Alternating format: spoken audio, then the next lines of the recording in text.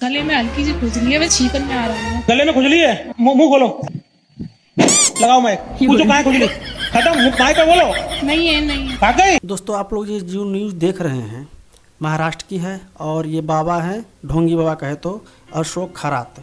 यह अशोक खरात बाबा है और इसके ऊपर 5 लोगों की बलि देने की आशंका है या दिया है इसने, और सैकड़ों महिलाओं का शोषण किया है। और ये बाबा ये उसी का उपोत्पाद है या उत्पाद है या फल है जो पिछले कुछ सालों में हम लोगों ने अंधविश्वास के माध्यम से जन्म दिया है। आप लोग देख सकते हैं इस खरात बाबा का जो तार है ये पॉलिटिशियन के साथ साथ बड़े अधिकारियों के साथ भी है। तो यूं ही कोई बाबा नहीं बन जाता है, बड़े नेताओं को चंदा देना पड़ता है, बड़े बड़े अधिकारियों को घूस देना पड़ता है, तब जाकर के एक मैच्योर बाबा जन्म लेता है। और ये वही बाबा है अशोक खरात। अशोक खरात इसने लगभग 154 देशों की यात्रा की है। यहाँ आप लोग कोई सरकारी नौकरी कर ले तो ज़िंदगी भर रोटी दाल की व्यवस्था सही से नहीं होगा। अगर आप लोग बाबा बन जाते हैं तो फिर अरबपति बन जाओगे।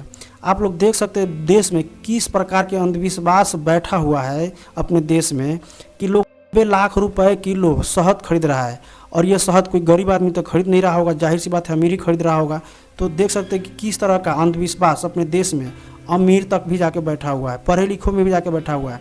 इस बाबा के पास 1.5 एकड़ का प्राइवेट कंट्रोल रूम है और उस कंट्रोल रूम से ही ये आंतरिक अनुष्ठान करते थे, और जो इनका महिलाओं का शोषण का जो व्यवस्था था उसी कंट्रोल रूम में था। और ये नासिक में करीब ये बना रखे थे इसने।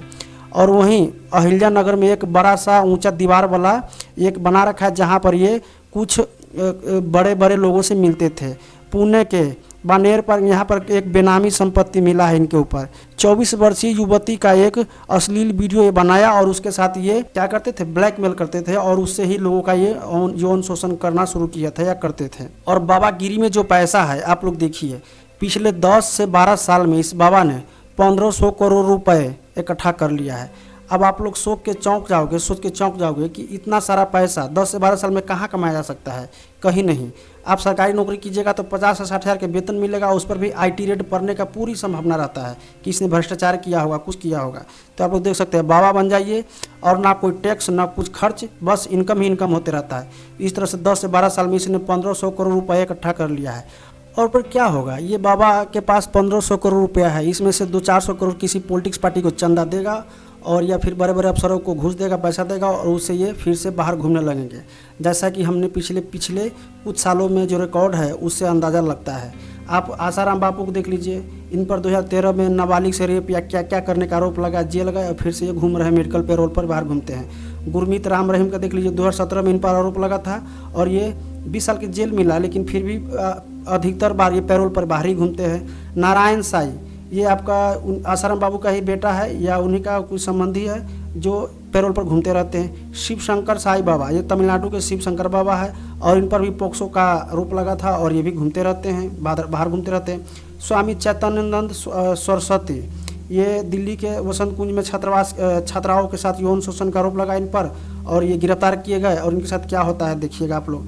वहीं आपको कई सारे जैसे श्रवण दास यौन शोषण के मामले में ये कथावाचक थे, ये भी गिरफ्तार किए गए, और ये सब जेल में गए या फिर जाते रहते हैं और आते रहते हैं। एकदम इन पर ज़्यादा कुछ वो होता नहीं, क्योंकि इनके पास पॉलिटिकल जो नेता है उनका पकड़ है और इनके पास पैसा है, तो ये सब व्यवस्था आसानी से मैनेज कर लेते हैं। तो यही इनके साथ होने वाला है। इनके पास पैसा है प्लस नेताओं का जो तार है आप लोगों ने यहाँ देखा है, ये नेताओं के साथ इनका तार है, प्लस बड़े बड़े अफसरों के साथ भी इनका तार है, तो ये सब मैनेज कर लेंगे। मुझे उम्मीद है आपको भी यही उम्मीद रखना चाहिए। दोस्तों मैं ये बिल्कुल नहीं कह रहा हूँ कि सभी बाबा ऐसा होते हैं, कुछ सच्चे बाबा भी होते हैं और उनका ये लोग नाम खराब कर रहे हैं। तो मेरा सिर्फ उजागर करने का ये उद्देश्य है कि किस तरह से देश में साइंटिफिक टेम्परामेंट का डेवलपमेंट हो और ये जो अंधविश्वास है इसमें कमी आए।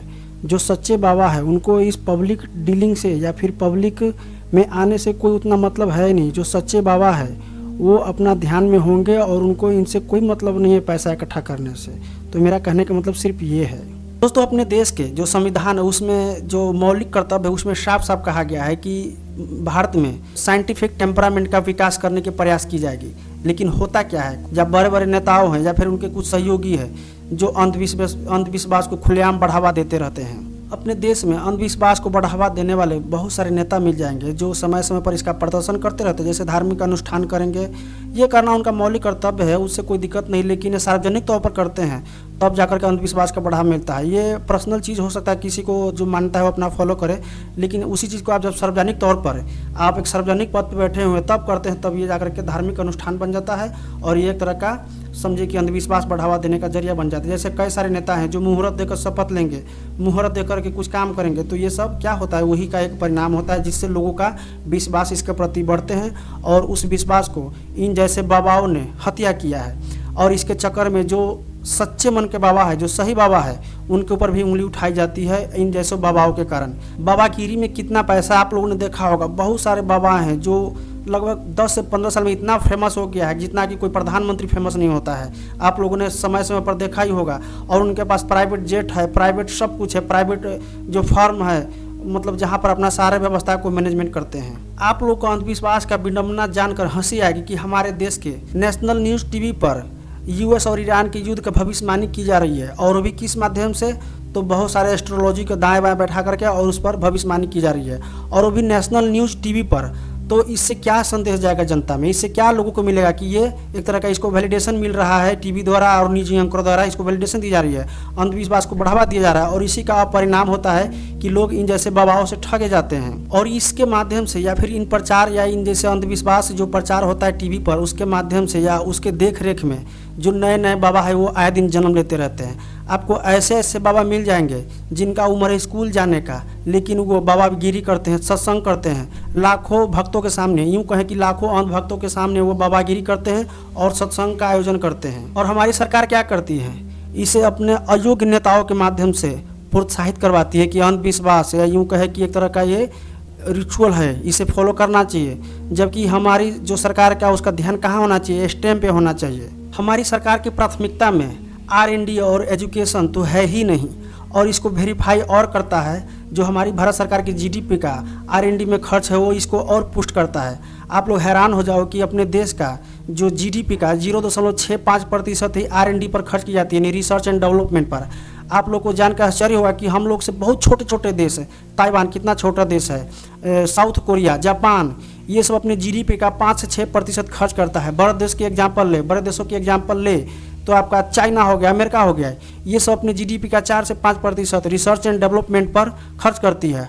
और यही वजह है कि अपना देश, हमारा देश भारत, इन देशों पर रिसर्च एंड डेवलपमेंट पर एकदम खर्च न करने के कारण हमारा देश इन लोगों के ऊपर निर्भर है, और यहाँ से जो भी साइंटिफिक थिंग्स है, वस्तु है, वो आयात की जाती है। हम लोग सिर्फ उपभोक्ता बन के रह गए हैं, और इसका मुख्य कारण यही है, अंधविश्वास भारत में बढ़ता जा रहा है। एक छोटा सा छोटा चीज़ यहाँ का है कि कोई ऑटो सेक्टर का पार्ट, ऑटोमोबाइल सेक्टर का पार्ट या फिर भी इलेक्ट्रॉनिक सेक्टर का पार्ट अपने देश में नहीं बनाई जाती है। क्या होता है, सब आयात किया जाता है। कहाँ से? चाइना से, या फिर इस टाइप के जो देश है जो R&D पर खर्च करता है वहाँ से आयात की जाती है। और इसका मूल कारण क्या है, अपने देश में इस पर ध्यान नहीं देना, सरकार के प्राथमिकता में है ही नहीं। R&D ये जो है सो है।